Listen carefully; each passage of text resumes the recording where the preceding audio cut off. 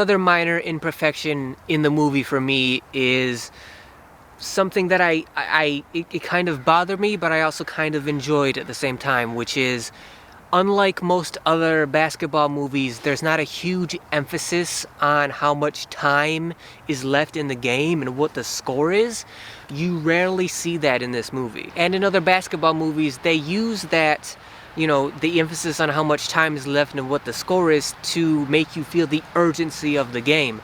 This movie doesn't do that, and it doesn't really have to, which is saying something good about this movie and the basketball played in this movie, because they're playing with such an intensity and such passion that you constantly feel a sense of urgency when they're playing, regardless of if it's the first quarter or the last quarter. We don't even really know, because they play with the same intensity and passion throughout the entire game. So how much time is left and what the score is doesn't nearly matter as much as it does in other basketball movies, because of the intensity and the intense action that's being displayed on the court. So it's a good thing that you don't see the time and score as much, but it is kind of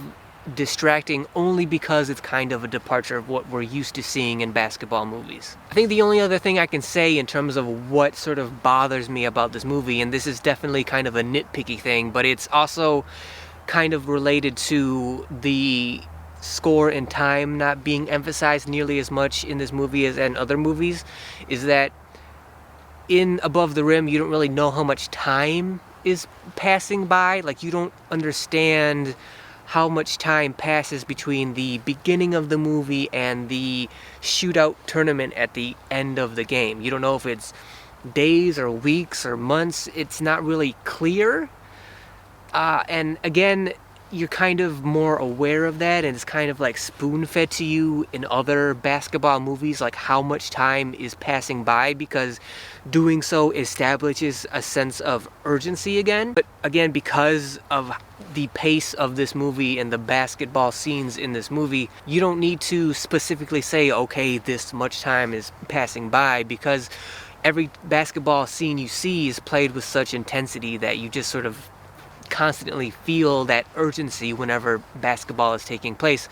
So even though you don't need to specifically know how much time is passing by, it is kind of like a departure from what you're used to, and you kind of like are wondering how much time has passed.